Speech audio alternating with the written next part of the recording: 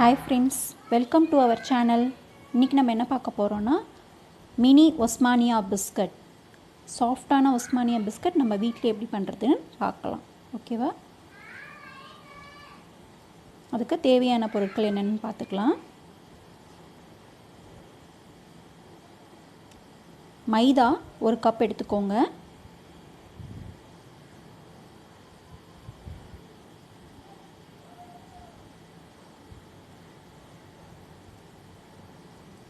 சக்கரை பவுடர் பண்ணது 1 கப் எடுத்துக்கோங்க, அதே கப் அளவுக்கு.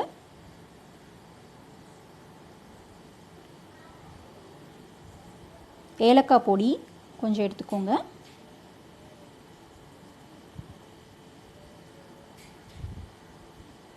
சால்ட் கொஞ்சம்.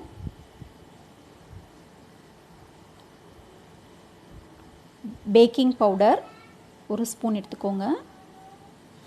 Custard powder 1 spoon.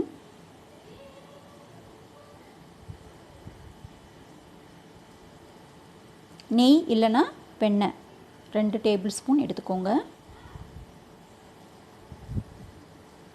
இப்போது இந்த பவுலில் எல்லாமே மிக்ஸ் பண்ணிக்கலாம். ஃபஸ்ட்டு நெய் இல்லைன்னா வெண்ணெய் எது வேணாலும் எடுத்துக்கலாம்.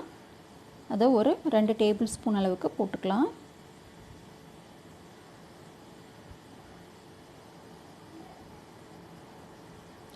அதில் பவுடர் சுகர் போட்டுக்கோங்க. போட்டு நல்லா மிக்ஸ் பண்ணிக்கோங்க.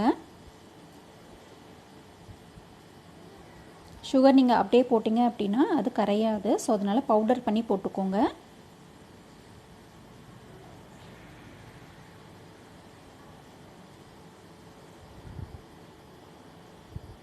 லம்ப்ஸ் இல்லாத மாதிரி மிக்ஸ் பண்ணிக்கோங்க நல்லா.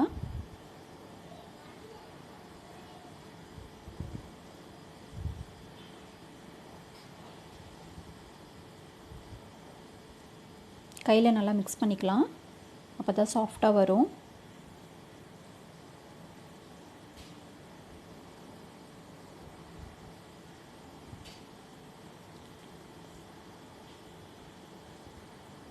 அப்புறம் மைதா போட்டுக்கோங்க.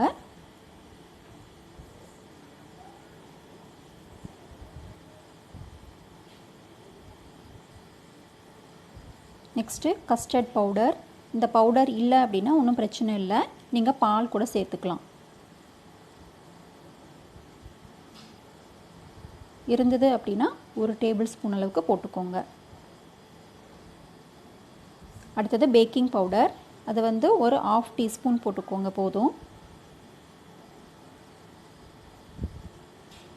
அப்போ தான் கொஞ்சம் நல்லா சாஃப்டாக இருக்கும் பேக்கிங் பவுடர் போட்டால். நெக்ஸ்ட்டு ஏலக்காய் பொடி ஒரு பிஞ்ச் மட்டும் போட்டுக்கோங்க போதும், நல்லா வாசமாக இருக்கும் பிஸ்கட். சால்ட்டு அதுவும் ஒரு பிஞ்ச் போட்டுக்கோங்க. சாப்பிட்றப்போ லாஸ்ட்டாக அந்த சால்ட் டேஸ்ட் வரும் நமக்கு, அதுக்கோசரம்.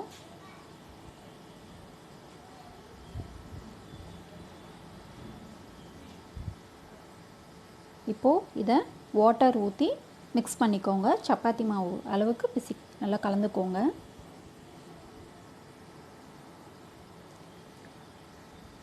கஸ்டர்ட் பவுடர் போடாதவங்க பால் ஊற்றி, நல்லா ஆறின பால் ஊற்றி கலந்துக்கலாம்.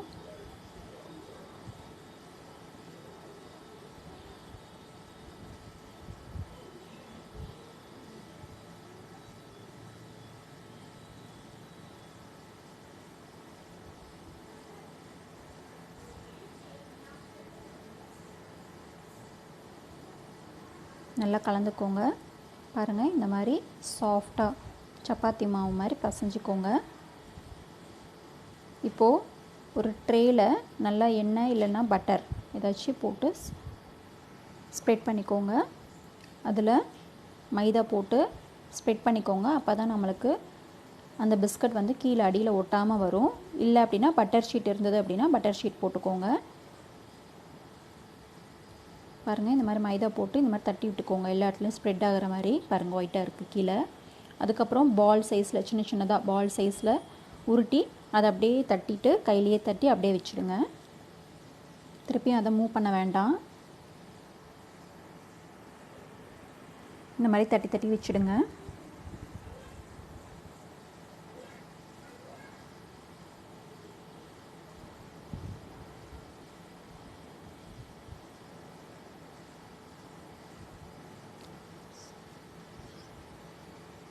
ஸோ நம்ம பிஸ்கட் உஸ்மானியா பிஸ்கட் வந்து கடையில் போய் வாங்க தேவையில்லை, வீட்லேயே செஞ்சுக்கலாம்.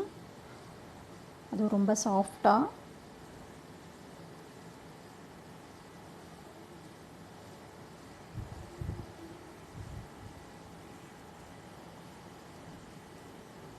இதை ப்ரீ ஹீட் பண்ண அவனில் 180 டிகிரி ப்ரீ ஹீட் பண்ணிவிட்டு 5 மினிட்ஸ் வச்சுட்டு அதுக்கப்புறம் நம்ம பேக் பண்ணிக்கலாம். பாருங்கள், ப்ரீ ஹீட் பண்ணது இது ஃபஸ்ட்டே பண்ணிட்டேன். இதில் 180ல் வச்சு 20 மினிட்ஸ் பேக் பண்ணால் போதும். அவன் இல்லை அப்படின்னா நம்ம கடாயில் கூட வச்சு பேக் பண்ணிக்கலாம். வெறும் கடாயை ஹீட் பண்ணிவிட்டு அதில் ஒரு தட்டு வச்சு இதே மாதிரி ஸ்ப்ரெட் பண்ணி மைதா போட்டு ஸ்ப்ரெட் பண்ணிவிட்டு அதுக்கப்புறம் அதில் பிஸ்கட் வச்சு நம்ம பேக் பண்ணிக்கலாம். அதுவும் ஒரு 20 மினிட்ஸ் பண்ணால் போதும், பேக் பண்ணால் போதும்.